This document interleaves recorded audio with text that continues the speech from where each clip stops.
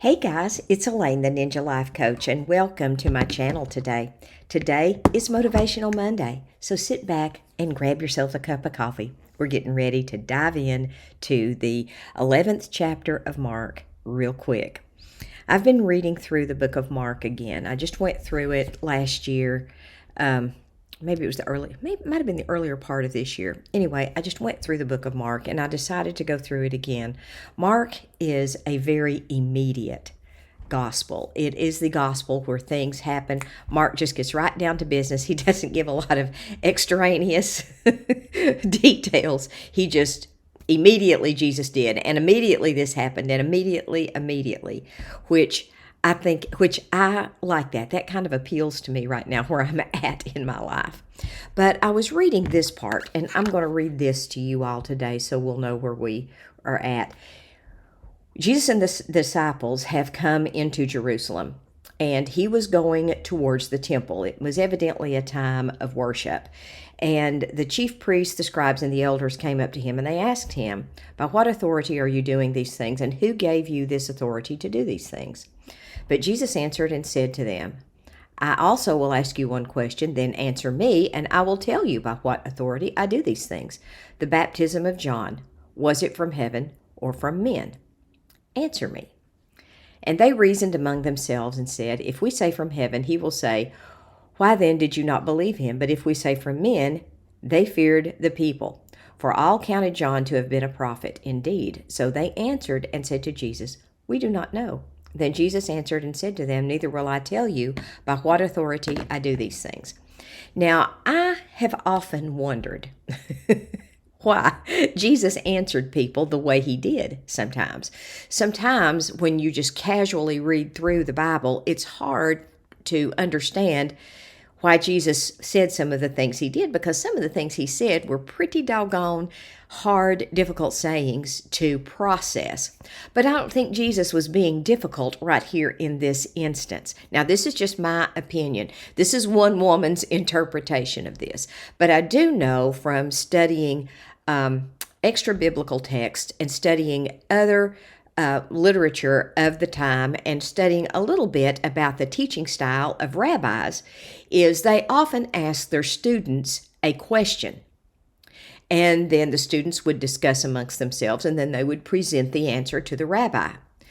So I think Jesus was not only telling them, I'm really not going to tell you by what authority I do these things, but I am going to act as a rabbi in this situation. Whether you call me rabbi or not, I am the ultimate rabbi. So I think there was an element of that in Jesus's response as well. I think he was like, "No, here's a question for you to go ponder, and you take this home and you think about this. Whose authority was the baptism of John? Was it from heaven or was it from men?" And I am quite convinced that the chief priests, the scribes, and the elders took that question away with them and thought about it. Now, I have not done an extensive study on this, but I have looked into it a little bit enough to know that when Jesus was in teaching mode, which he was nearly all the time of his time here on earth, he often asked questions, and some of the questions that he asked were difficult questions. And on this Motivational Monday, I'm going to ask you all to search out the Gospels and find some of the questions that Jesus asked that were difficult. And another good one is the rich young ruler. When the rich young ruler came to him and said, "Good master, what must I do to inherit eternal life?" And he said, "Why are you calling me good? There is none good but God." Now, the rich young ruler, I am hoping, took that home with him and thought about it, because the perfect answer is presented right before him. Jesus told him the answer to that question. "Why are you calling me good? There is none good but God." Perfect answer to that question is, well, you're him. You're God. That's why I'm calling you good. But the rich young ruler didn't do that. So if you search through the Gospels this week, and find those difficult questions. Put yourself into a Hebrew mindset and say, what would they have heard when Jesus asked these questions? How would a rabbi expect that to be answered? What would Jesus, if you put all his teachings together, what did he mean by this? Because I don't know about you guys, but I grew up in a very, very fundamental, difficult church. It truly was difficult. I appreciate all of the Bible teaching that I learned in there. I learned a lot at that church growing up. But ultimately, at the end of the day, there was not enough. There was a lot of Jesus, but it wasn't tempered with love. And the Jesus of the gospel that was presented to me was in some level a little bit mean, because tone was always assumed. You can't really assume tone when you're reading the Bible unless you filter it with love.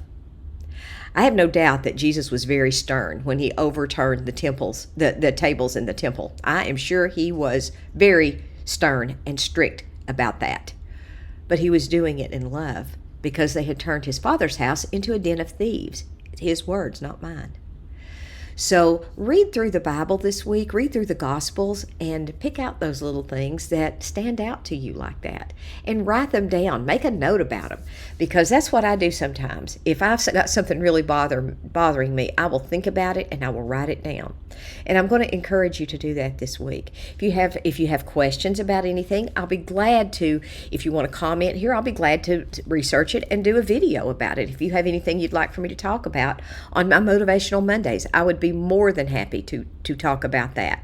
I may not know the answer because, ladies, I don't know the answer to a lot of stuff that's in the book.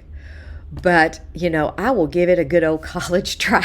I will try to the best of my ability to just tell you what I know. I have read the Bible through several times, and I do look at it, read the Bible every day that I possibly can.